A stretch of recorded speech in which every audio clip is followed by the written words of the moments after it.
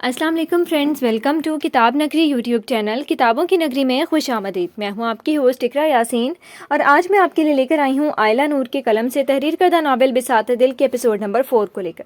اس episode کو start کرنے سے پہلے آپ جلدی سے کر لیجئے ہمارے چینل کو سبسکرائب، ویڈیو کو لائک اور کلک کر لیجئے بیل آئیکن کو۔ اب آتے ہیں ایپیسوڈ کی جانب۔ آج اس کو آفس میں پہلا دن تھا۔ آفرین بیگم اسے زبردستی کھینچ کے شاپنگ کے لیے لے گئی اور بعد میں اس کا ایڈمیشن بھی کروا دیا۔ وہ انہی کے دلائے ہوئے پنک ایپلک ورک والے سوٹ میں ملبوس تھی۔ سیاہ ریشمی بال ہمیشہ کی طرح چٹیا میں مقید تھے۔ سلوا نے نروس ہوتے سر پر جمع دوپٹہ درست کیا جو پہلے ہی صحیح تھا۔ بڑا سا گلاس ڈور دھکیلتی وہ اندر داخل ہوئی۔ آفرین بیگم نے ارسلان کو اطلاع دے دی تھی۔ انہوں نے ارسلان کی سیکرٹری کو سلوا کا خاص خیال رکھنے کا کہا اور اسے ارسلان کے آفس میں لے جانے کا حکم بھی جاری کر دیا۔ وہ ارسلان کی سیکرٹری کی میت میں چلتی اس کے آفس کے سامنے آ رکی۔ سیکرٹری اسے یہاں چھوڑ کے جا چکی تھی۔ وہ یہاں کام نہیں کرنا چاہتی تھی، لیکن آفرین بیگم اسے کہیں اور بھیجنے کو تیار نہیں تھی۔ اس نے ہلکی سے دستک دی۔ اندر آنے کی اجازت ملتے ہی وہ جھجکتی ہوئی دروازہ دھکیلتی اندر داخل ہوئی۔ باہر کی نسبت اندر اے سی کی وجہ سے ٹھنڈک تھی۔ سامنے ہی وہ شاہی کرسی پر براجمان کسی سلطنت کا بادشاہ لگ رہا تھا۔ میز پر کئی فائلز اور پیپر ویٹ رکھے تھے۔ آفس روم بہت بڑا تھا، جہاں رکھے ریک میں لائن سے کئی کتابیں رکھی تھیں۔ اس کے برابر میں صوفہ سیٹ تھا جس کے درمیان گول میز رکھی تھی۔ دیواریں پینٹنگ سے سجی تھیں۔ ڈارک بلو اور بلیک کلر سے سجا یہ آفس اس کے مالک کے اعلیٰ ذوق کی زندہ مثال تھا۔ ارسلان جو اپنا اضطراب کم کرنے کے لیے پیپر ویٹ گھما رہا تھا، ایک پل کے لیے رکا۔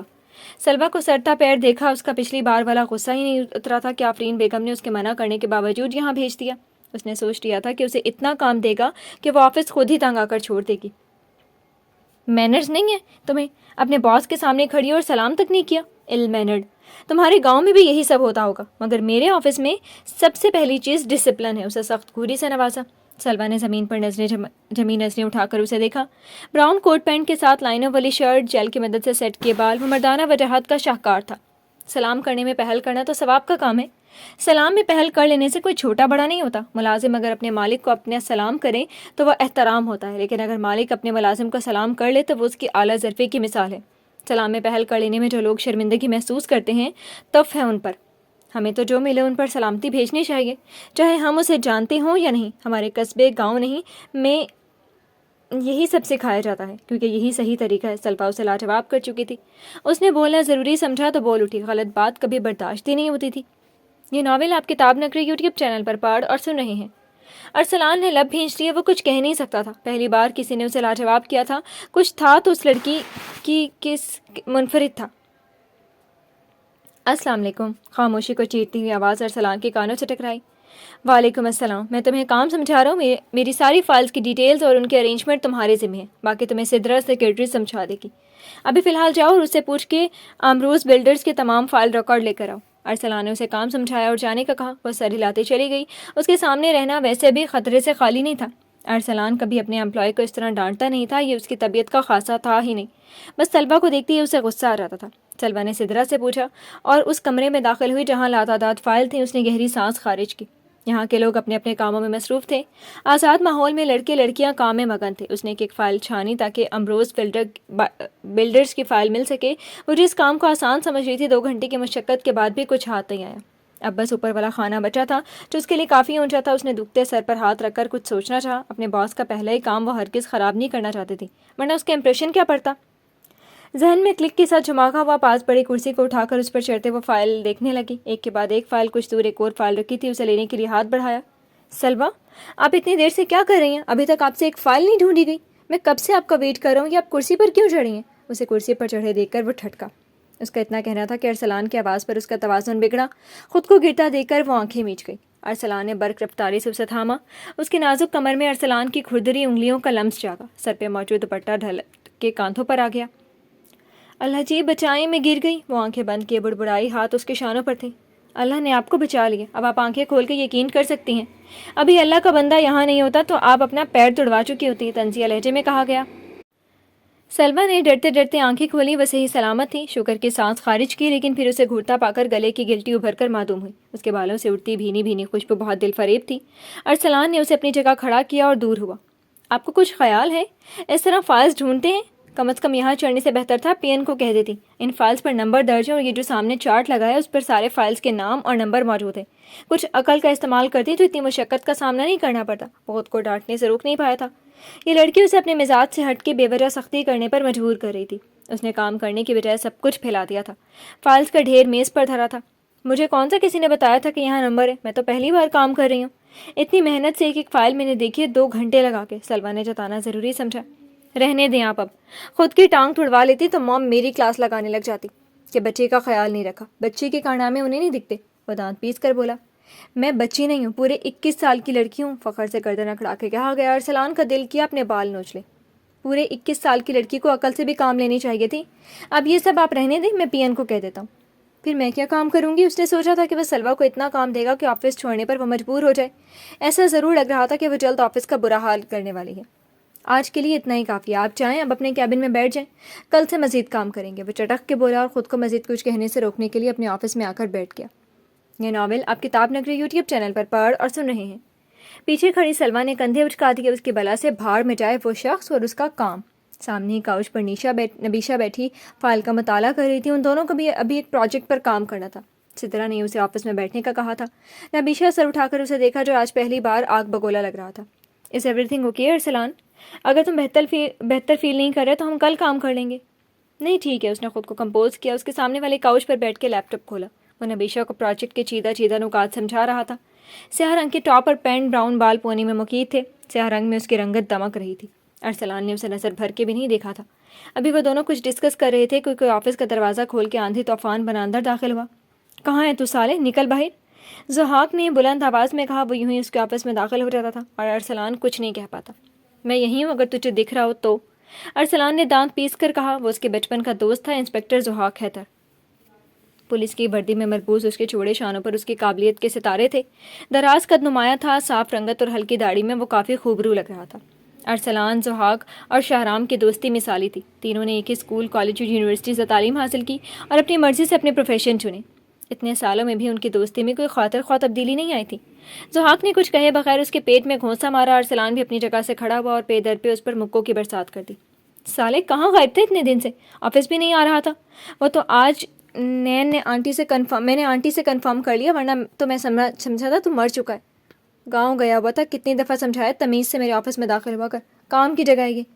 کسی بھی جگہ بدتمیزی سے داخل ہونے کا پرمٹ مجھے پولیس کی نوکری نے دی ہے، اور ایک آن ڈیوٹی پولیس آفیسر پر ہاتھ اٹھانے کے جرم میں تجھے حوالات کی سیر بھی کروا سکتا ہوں۔ اس کے گھونسے سے بچتے ہوئے ضحاک نے بابر کروایا۔ ان دونوں کو گتھم گتھا ہوتا دیکھ کر نبیشہ کی چیخ برآمد ہوئی۔ ضحاک نے سر اٹھا کے اسے دیکھا۔ واو، کون ہے یہ کالی پری؟ میں نے پہلی بار اتنی خوبصورت کالی پری دیکھی ہے۔ ضحاک کی زبان میں کھجلی ہوئی۔ ارسلان بھی سیدھا ہوا۔ نبیشہ کا خیال آتے ہی اسے اپنی حالت کا اندازہ ہوا۔ ان دونوں کا حلیہ بالکل بگڑ چکا تھا۔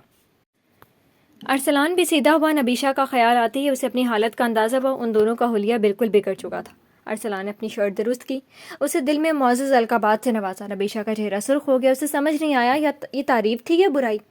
ارسلان، میں ابھی سیکیورٹی گارڈ کو کال کرتی ہوں، یہ آدمی دن دہاڑے آپ کو مار رہا ہے، پولیس والا ہے تو کیا غنڈہ گردی کرے گا؟ نبیشہ نے اپنا موبائل اٹھایا۔ اس سے پہلے کہ ارسلان کچھ کہتا، ضحاک نے نبیشہ کے ہاتھ سے موبائل چھینا۔ کالی پری، اتنا پریشان مت ہو، یہ سیکیورٹی ضحاک حیدر کے آگے کچھ بھی نہیں ہے، یہ تو اپنا جگری یار ہے اور یہ سب ہمارے دوستی کے نظارے۔ اس نے دانتوں کی نمائش کی۔ اف ضحاک، تم نے ڈرا دیا نبیشہ کو۔ نبیشہ میرے بزنس پارٹنر طاہر صاحب کی بیٹی ہے، اور نبیشہ یہ میرا پاگل دوست ضحاک۔ عزت سے نام لے، مائی سیلف انسپکٹر ضحاک حیدر کالی پری۔ ضحاک کے دانت اندر ہی نہیں جا رہے تھے۔ ارسلان نے خود کو بمشکل اس کے دانت توڑنے سے روکا۔ کمینہ کہیں بھی شروع ہو جاتا ہے، وہ زیر لب بڑبڑایا۔ میں کالی پری نہیں ہوں، اور میرا موبائل واپس کریں مسٹر، وہ ناک چڑھا کر بولی۔ ضحاک کا دل پھر شرارت پر آمادہ ہوا۔ اس نے موبائل والا ہاتھ شرافت سے آگے کیا۔ نبیشہ نے جیسے ہی موبائل لینا چاہا، اس نے ہاتھ اوپر اٹھا لیا۔ ارسلان کا دل کیا اپنا سر پیٹ لے۔ موبائل اسے واپس دے دو ضحاک، اس ڈھیٹ پر کہاں اثر ہونا تھا؟ لے سکتی ہو تو لے لو، میں نے کون سے رکھ لینا ہے تو ویسے بڑا مہنگا، سوچ رہا ہوں رکھ ہی لوں، مجھے غریب کی سیلری میں تو ایسا مہنگا آئی فون آنے سے رہا۔ اسے لوگوں کو زج کرنے میں جو مزہ آتا تھا وہ بیان نہیں کیا جا سکتا تھا۔ وہی ہوا، نبیشہ آگ بگولا ہو گئی۔ نبیشہ نے پھر سے ہاتھ بڑھایا، لیکن اس نے اپنا ہاتھ مزید اونچا کر لیا۔ ہیل پہن کے بھی وہ اس کے کندھے سے تھوڑا اوپر ہی آ رہی تھی۔ اس نے اچک کے موبائل لینے کی کوشش کی جو کچھ ہی دور تھا، لیکن اس سب میں وہ ہیل کی وجہ سے بری طرح لڑکھڑائی اور اپنا پورا وزن چھوڑ دیا۔ یہ ناول آپ کتاب نگری یوٹیوب چینل پر پڑھ اور سن رہے ہیں۔ وہ ضحاک سے ٹکرائی، جس کے نتیجے میں وہ دونوں پیچھے رکھے کاؤچ پر گرے۔ نبیشہ پوری اس کے بھاری وجود تلے دبی ہوئی تھی۔ وہ سانس روکے چیخی، دور ہو مجھ سے جنگلی پولیس والے کہیں کے۔ نبیشہ کے بال ضحاک کے چہرے پر بکھر گئے۔ اتنے پاس سے دیکھنے پر وہ اس کے نقش کو حفظ کر چکا تھا۔ ارسلان ان دونوں کی جانب ہڑبڑا کے بڑھا۔ تم نے ابھی مجھے جنگلی پولیس والا کہا ہے، اس کے لیے سوری بولو پھر ہٹوں گا۔ وہ سچویشن میں بھی اسے تنگ کرنے سے باز نہیں آیا تھا۔ ضحاک پیچھے ہٹو، سانس رک جائے گا اس کا، تم موٹے سانڈ کہیں کے۔ ارسلان متفکر سا بولا۔ سوری، اس نے اپنی جان بچانے کے لیے کہہ ہی دیا۔ ضحاک پیچھے ہوا تو وہ اپنے کپڑے جھاڑتی کھڑی ہو گئی۔ موبائل ابھی ضحاک کے ہاتھ میں تھا جسے ارسلان نے چھین لیا۔ ارسلان، اب یہ آدمی یہاں موجود ہوا تو مجھے پہلے انفارم کر دیجیے گا، میں ہرگز اس کی موجودگی میں یہاں نہیں آؤں گی، نبیشہ سرخ چہرہ لیے بولی۔ اس نے ارسلان کے بڑھائے ہوئے ہاتھ سے اپنا موبائل لے لیا۔ اب ارسلان اسے کیا بتاتا، ضحاک کے آنے کی اطلاع تو اسے خود نہیں ہوتی تھی، وہ کبھی بھی آندھی طوفان کی طرح نازل ہو جاتا تھا۔ نبیشہ نے کندھے پر بیگ اٹھا کے ڈالا، سخت کوری سے دونوں کو دیکھا۔ ارے وہ کالی پری، واپس ملاقات ضروری ہوگی۔ نبیشہ نے کالی پری سے ان کے پیچھے مڑ کے دیکھا اور آفس کا دروازہ زور سے بند کیا۔ ضحاک کا چھت پھاڑ کے کہا گونجا، تیرا کچھ نہیں ہو سکتا، بیچاری تیرے بھاری وجود تلے مر جاتی، پھر تیری یہ پولیس کی وردی کسی کام نہیں آتی۔ ارسلان نے اسے دیکھتے تعصب سے سر ہلایا۔ ضحاک نے اسے اعزاز سمجھتے سر خم کیا۔ وہ دونوں اب اپنی باتوں میں مشغول ہو گئے۔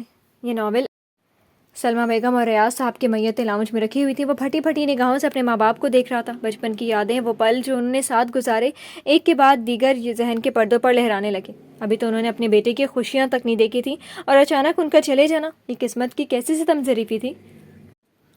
وہ تو بھاگا آفس سے اسپتال پہنچا تھا۔ وہ کسی شادی کے لیے جا رہے تھے کہ ان کی گاڑی کا ایکسیڈنٹ ہو گیا۔ ہسپتال والوں کے سامنے اتنا چیخا چلایا، میرے بابا اور ماما کا علاج کر دو، مگر ڈاکٹرز نے حتمی جواب دے دیا۔ ان دونوں کی موت جائے وقوع پر ہی ہو چکی تھی۔ وہ وہیں کوریڈور میں بیٹھ کر بہت رویا، حتیٰ کہ آنکھیں پتھرا گئیں، اسے تو اپنا ہوش ہی نہیں رہا۔ تدفین کا تمام انتظام ارسلان نے ہی کیا جو اپنے دوست کے غم میں اس کا بازو بنا کھڑا رہا۔ ضحاک دوسرے شہر میں تھا، وہ بھی اپنے دوست کے غم میں شریک ہونے کے لیے بھاگا بھاگا واپسی کے راستے پر مڑ گیا۔ اسے پہنچنے میں چند گھنٹے لگتے۔ ماما پلیز واپس آ جائیں، آپ کی میرال اکیلی ہے ماما، بابا انہیں کہیں نہ اٹھیں، میں ایک بار پھر سے اپنی ماما بابا نہیں کھونا چاہتی، مجھے بھی اپنے ساتھ لے جاتے۔ وہ میت کے پاس بیٹھی زاروں کی طرح روئی جا رہی تھی۔ ماں باپ کی شکل ہی دیکھی تھی، لیکن ان رشتوں میں سے سلمیٰ بیگم اور ریاض صاحب نے روشناس کروایا تھا۔ دو میتیں ریاض ولا کے لان میں رکھی تھیں۔ اچانک ہوئے حادثے نے سب کی زندگی بدل دی۔ یہیں پر لوگ بیٹھے ان کے اصالِ ثواب کے لیے دعا گو تھے۔ محلے کی عورتیں اور چند رشتہ دار یہاں موجود بیٹھے افسوس کے لیے آئے ہوئے تھے۔ شہرام پتھرائی نظروں سے اپنے سامنے رکھے میتوں کو دیکھ رہا تھا۔ سفید کلف لگے کرتے میں اس کی سرخ آنکھیں رونے کی چغلی کھا رہی تھیں۔ یہ ناول آپ کتاب نگری یوٹیوب چینل پر پڑھ اور سن رہے ہیں۔ شہرام، تدفین کا وقت ہو گیا۔ ارسلان نے اس کے کندھے پر ہاتھ رکھتے اسے ہوش دلایا۔ شہرام خالی خالی نظروں سے اسے دیکھنے لگا، پھر بغیر کچھ بولے اس کے سینے سے لگ گیا۔ ارسلان نے بھی اسے الگ نہیں کیا، وہ اتنی دیر سے چپ تھا، اس کی چپ ٹوٹنا ضروری تھی۔ اچھے دوست کسی نعمت کی طرح ہوتے ہیں جو مشکل وقت میں بغیر کچھ بولے بھی ہماری پریشانی بھانپ لیں۔ شہرام انکل، آنٹی چلے گئے لیکن ان کی قیمتی چیز میرال یہی ہے، اس کے لیے خود کو سنبھال۔ ارسلان نے دلاسا دیا تو وہ اس سے الگ ہوا۔ اپنے ماں اور باپ دونوں کو ایک وقت میں کندھا دینا اس کے لیے انتہائی مشکل امر تھا۔ سب کے ساتھ مل کر اس نے اپنی ماں کی میت کو کندھا دیا۔ وہ ماں جو اسے گودوں میں کھلاتی تھی، آج انہیں اپنے ہاتھوں سے دفن کرنا آسان نہیں تھا۔ کہاں لے جا رہی ہیں میری ماما کو؟ چھوڑے انہیں، یہ نہیں جائیں گی کہیں، آپ سمجھتے کیوں نہیں ہیں؟ انہیں میرے بغیر رہنے کی عادت نہیں ہے، وہ غم کی شدت سے چلائی۔ چند عورتوں نے اسے زبردستی پکڑ کر بٹھایا، وہ کچھ سن نہیں رہی تھی۔ کلمہ شہادت کی آواز بلند ہوئی۔ شہرام نے اذیت سے آنکھیں میچی، بس دکھ رہا تھا تو اتنا کہ وہ ایک بار پھر سے یتیم ہو گئی، ایک بار پھر سے اس سے ماں باپ چھین لیے گئے۔ مستقل رونے اور کچھ نہ کھانے سے وہ جلدی غنودگی میں چلی گئی۔ ہر آنکھ اس نازک سی جان پر گزرنے والی قیامت کے لیے اشکبار تھی۔ وہ واپس آیا، جھکے ہوئے کندھے اور بکھرے بالوں سے واپس لوٹا۔ اپنے والدین کو منو مٹی تلے دفن کرتے وقت وہ بہت رویا، اتنا کہ اس کی آنکھیں سوج گئیں۔ سفید کرتے پر کہیں کہیں مٹی کے نشان تھے، سیاہ آنکھیں خلا کی طرح خالی تھی، کوئی جذبہ ڈھونڈنے سے بھی نہیں ملا۔ ارسلان تمام انتظام سنبھالے ہوئے تھا، ورنہ اسے تو کسی چیز کا ہوش نہ رہا۔ بیٹا بات سننا ذرا، اس کی گلی میں رہنے والے عقیل صاحب نے گلا کھنکھار کر اسے متوجہ کرنا چاہا۔ ان کے ساتھ چند آدمی اس کے ننیال سے ماموں بھی کھڑے تھے۔ بیٹا بہت افسوس ہوا تمہارے ماں باپ کا سن کر، یہی دنیا کا دستور ہے، سب کو اسی مٹی میں دفن ہونے۔ عقیل صاحب کی بات پر اس نے اپنے ہاتھ پشت پر باندھے، وہ سن رہا تھا، کہنے کے لیے الفاظ ختم ہو چکے تھے۔ یہ ناول آپ کتاب نگری یوٹیوب چینل پر پڑھ اور سن رہے ہیں۔ بیٹا یہ موقع تو نہیں ہے اس بات کا، پر تم برا نہیں مانا، اس گھر میں جوان بچی رہتی ہے، چلو جب تک تمہارے والدین زندہ تھے تو ٹھیک تھا، پر اب یہ سب ٹھیک نہیں ہے۔ وہ نہ سمجھے سے انہیں دیکھنے لگا۔ کیا ٹھیک نہیں ہے؟ کھل کر کہیں جو کہنا چاہتے ہیں۔ میرے کہنے کا مطلب یہ ہے کہ تمہارے والدین حیات تھے تو کوئی معیوب بات نہیں تھی، ہم بھی بہن بیٹیوں والے ہیں، ایسے میں جوان لڑکی کا تمہارے گھر میں اکیلے رہنا زیب نہیں دیتا۔ تمہارے کوئی رشتہ دار بھی نہیں ہے جس کے پاس وہ بچی رہ سکے۔ شہرام کا دماغ بھگ سے اڑا، اس کے ماں باپ کی موت کا لحاظ کیے بغیر وہ کیسی باتیں کیے جا رہے تھے۔ اس نے مٹھیاں بھینچ لیں۔ اس کے ساتھ کھڑا ارسلان البتہ خاموش رہا، وہ معاملے کی باریکی کو جانتا تھا۔ یہ ہمارے گھر کا مسئلہ ہے، اس لیے آپ لوگوں کو بولنے کی ضرورت نہیں ہے۔ آپ سب میرے والدین کی تدفین کے لیے آئے، اس کے لیے شکریہ۔ میرو میری بہن کی طرح، اس کا خیال کیسے رکھنا ہے میں اچھی طرح جانتا ہوں۔ وہ درشتگی سے بولا، توبہ ہے، بھلائی کا تو زمانہ ہی نہیں ہے۔ ہم کیوں نہ بولیں، آخر یتیم اور جوان لڑکی کا معاملہ ہے، بہن کی طرح ہے مگر بہن نہیں ہے۔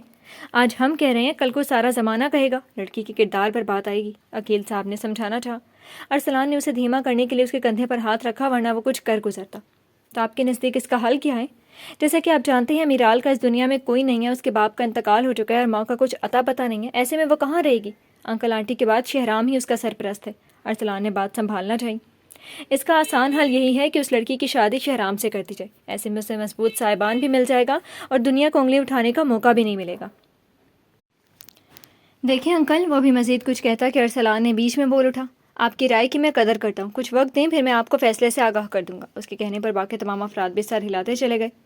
تو نے مجھے بولنے سے کیوں روکا؟ میرے والدین کی قبر کی مٹی تک گیلی ہے اور میں یہاں شادی مناؤں؟ زمانے کی فکر میں اپنا رشتہ خراب کر لوں؟ میرال میرے لیے بالکل چھوٹی بہن جیسی ہے، اور یہ لوگ کیا کیا نہیں کہہ کر چلے گئے، تم نے روک لیا، ورنہ میں نے اچھی خاصی سنا دیتا۔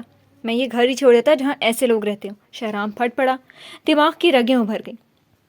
دیکھ شہرام، ان کی بات بھی کافی حد تک ٹھیک ہے، میرال تمہاری سگی بہن نہیں ہے، تم کہیں بھی چلے جاؤ لوگ یہیں رہیں گے، زمانہ یہی رہے گا۔ کل کو اس کی شادی کی بات آئی تو کوئی اسے نہیں اپنائے گا، لوگ یہ نہیں دیکھیں گے کہ وہ تمہاری کزن ہے، بلکہ انہیں کوئی مضبوط رشتہ چاہیے۔ فرض کرو تم اس کی شادی ابھی کسی سے بھی کر دو، پھر کیا ہوگا؟ کیا گارنٹی ہے کہ وہ شخص میرال کو خوش رکھے گا؟ انکل آنٹی نے میرال کو اپنی بیٹی مانا ہے اور میرے لیے بھی وہ بہن جیسی ہے، وہ کبھی نہیں چاہیں گے کہ ان کی نازو پلی گڑیا کو کوئی تکلیف ہو۔ یقین جانو، اس دنیا کی تکلیفوں سے میرال فیاض کو کوئی محفوظ رکھ سکتا ہے تو وہ شہرام ریاض جیسا صاحبان ہے۔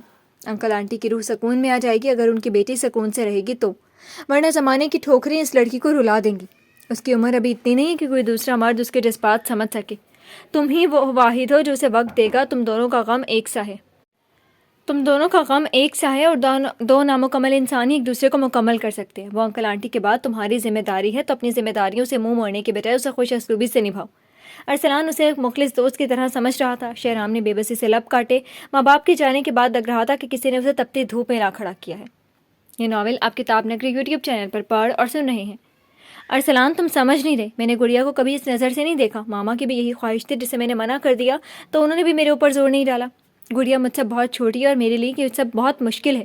میرے ماں باپ کو مرے ہوئے چند گھنٹے گزرے، ان کے میت پر میں اپنے نکاح کی مٹھائیاں بانٹوں؟ آخر اتنی جلدی کیوں تھی ماما بابا کو جانے کی؟ اپنے بیٹے کو تنہا کر دیا۔ وہ چھوٹی ہے لیکن سمجھدار ہے، جلد ہی سب کچھ سمجھ جائے گی، تمہاری تنہائی کی ساتھی بن جائے گی۔ ایک موقع دے کر تو دیکھو، کوئی غیر اسے نہیں سمجھے گا اس طرح جس طرح تم اسے ٹریٹ کرتے ہو۔ انکل آنٹی کی روح کو اذیت ہوگی اگر ان کی بیٹی کو کسی شخص نے اذیت سے دوچار کیا۔ یہ نکاح مجبوری کے تحت ہو رہا ہے تو فضول باتیں اپنے ذہن سے نکال دو۔ ٹھیک ہے، میرے پاس اس کے علاوہ کوئی آپشن بھی موجود نہیں ہے۔ میرال کو میں خود غرض نہ لگوں، بس میں اس کی آنکھوں میں اپنے لیے بے یقینی نہیں دیکھ سکتا۔ وہ تھکے تھکے لہجے میں بولا، فکر نہیں کرو، سب بہتر ہوگا۔ اللہ نے نکاح کے بندھن میں بہت برکت رکھی ہے، اسے راضی کرنا میرا کام ہے، وہ سب مجھ پر چھوڑ دو۔ ارسلان نے گویا اسے ہر فکر سے آزاد کر دیا تھا۔ جی تو فرینڈز، کیسے لگی آپ کو آج کے ایپیسوڈ؟ کمنٹ سیکشن میں ضرور بتائیے گا۔ پھر حاضر ہوں گے ناول کے نیکسٹ ایپیسوڈ کے ساتھ، تب تک کے لیے اجازت دیجیے۔ شکریہ، اللہ حافظ۔